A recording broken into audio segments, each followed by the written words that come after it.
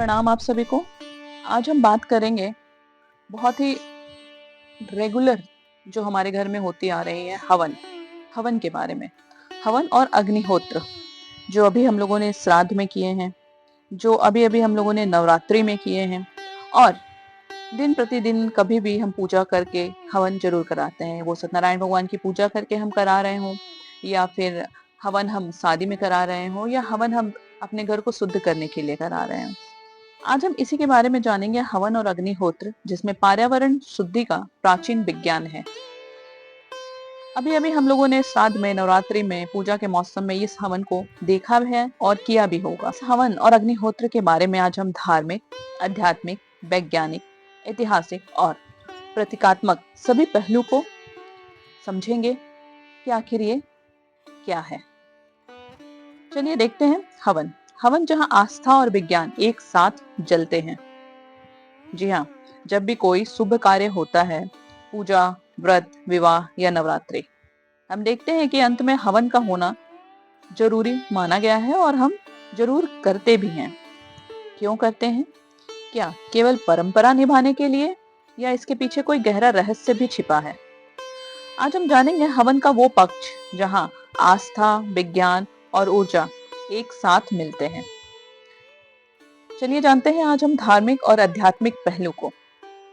हवन का अर्थ है होम अर्थात अर्पण, और वन अर्थात वायु अर्थात हवन। इट मीन्स, इसका मतलब हुआ वायु में अर्पण।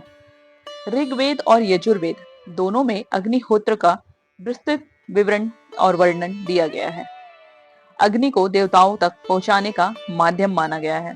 जब हम घी, जौ, तिल, लकड़ी और मंत्रों से अग्नि को अर्पित करते हैं तो वो केवल भौतिक नहीं बल्कि ऊर्जा का परिवर्तन, यानी कि ट्रांसफॉर्मेशन ऑफ एनर्जी भी होता है। अगर हम इसे वैज्ञानिक दृष्टिकोण से देखें तो आधुनिक विज्ञान के अनुसार हवन के दौरान जब घी और औषधियां साथ में, आम की लकड़ी या जो भी लकड़ी आप हवन में जलाते हैं, ये जब अग्नि में जलती है तो उससे निकलने वाली जो गैसें हैं, जैसे कि फॉर्मिक एसिड, फॉर्मलिडहाइड, एथिलीन ऑक्साइड आदि, वातावरण के सूक्ष्म जीवाणुओं को नष्ट करती है। शोध के अनुसार हवन के धुआं से वातावरण में मौजूद हानिकारक बैक्टीरिया की संख्या 94% तक घट जाती है। अर्थात हवन केवल धार्मिक कर्मकांड नहीं बल्कि एक प्राकृतिक एयर प्यूरिफायर भी है। ये तो हो गए हमारे वैज्ञानिक दृष्टिकोण। इसके साथ ही आज हम देखेंगे इसके औषधीय और पर्यावरणीय लाभ। जैसे हवन सामग्री में डाली जाने वाली चीजें क्या होती है? गूगल, लोहबान, कपूर, तिल, चावल, शहद और गाय का घी। ये सभी एंटीबैक्टीरियल और एंटीवायरल गुणों से भरपूर हैं। जब ये पदार्थ जलते हैं तो इनका धुआं वातावरण में फैलकर हवा को शुद्ध करता है, मानसिक तनाव को कम करता है और पॉजिटिव आयन को बढ़ाता है। इसलिए प्राचीन काल में गांव में समय समय पर हवन किया जाता था ताकि पूरे वातावरण में स्वास्थ्य और ऊर्जा बनी। हवन करते हुए हम मंत्रों के उच्चारण भी करते हैं। तो चलिए समझते हैं मंत्रों की ध्वनि का क्या प्रभाव होता है। हवन के समय बोले जाने वाले मंत्र केवल शब्द नहीं है बल्कि एक वाइब्रेशन है। स्वाहा शब्द के उच्चारण से निकलने वाली ध्वनि तरंगे वातावरण में एक विशेष फ्रीक्वेंसी यानी कि स्पंदन उत्पन्न करती है। यह स्पंदन मन, शरीर और स्थान तीनों को ऊर्जावान बनाता है। इसलिए कहा गया है, मंत्रोच्चारण और अग्निहोत्र दोनों मिलकर वातावरण का शुद्धिकरण करते हैं।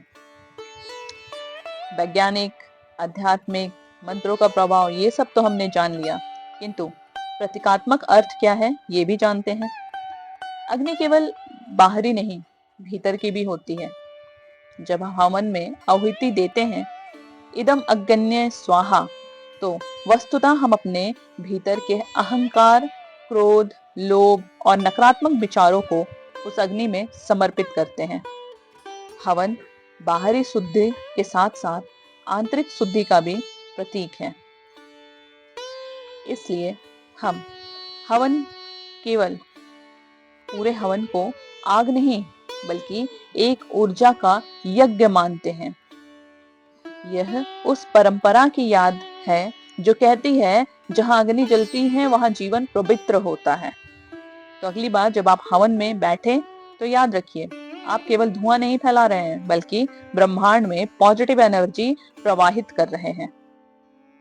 धन्यवाद।